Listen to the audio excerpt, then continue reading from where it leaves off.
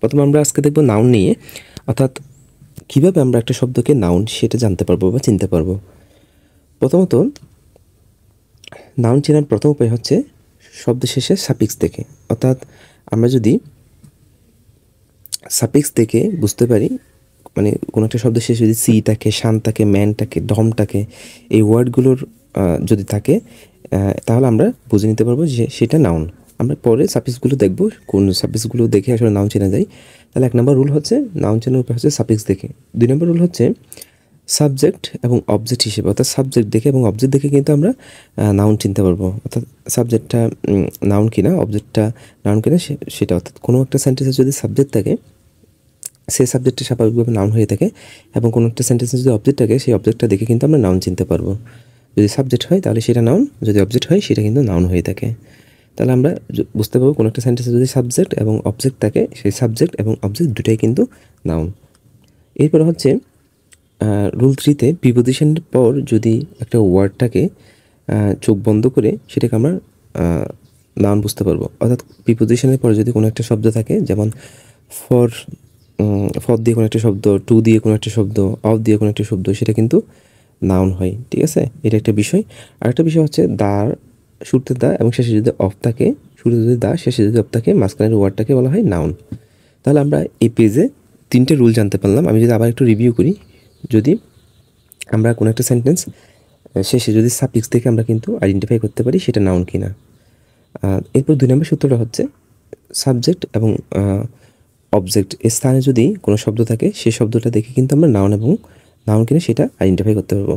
অর্থাৎ সাবজেক্টে কোনো একটা সাবজেক্ট এবং অবজেক্ট এই দুইটাই কিন্তু নাউন হয়ে থাকে। রুল 3 নম্বর, এটা খুবই গুরুত্বপূর্ণ আমাদের জন্য, সেটা হচ্ছে প্রিপোজিশনের পর যদি একটা ওয়ার্ড থাকে সেই ওয়ার্ডটা চোখ বন্ধ করে আমরা নাউন মানতে পারবো।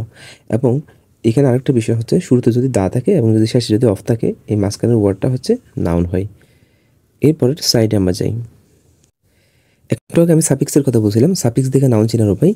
তাহলে সাফিক্স দেখে নাউন চেনার উপায়, সেক্ষেত্রে আমরা সেই পার্টেই আসছি। অর্থ দেখে কিন্তু আমরা বুঝতে পারবো সেটা নাউন কিনা। যেমন রহিম, এটা একটা নাউন।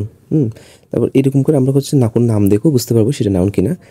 তারপর বিভিন্ন ফাংশন দেখে, ফাংশন মানে একটু আগে বললাম, মানে তারপরে যদি দার পরে যে শব্দটা থাকবে এবং দা এবং অফের মাঝখানে যে শব্দটা থাকবে সেটা হচ্ছে নাউন, সেটা আমরা বুঝতে পারবো। এরকম বিভিন্ন শব্দ রয়েছে যেগুলো আমরা ফাংশন থেকে বুঝতে পারবো।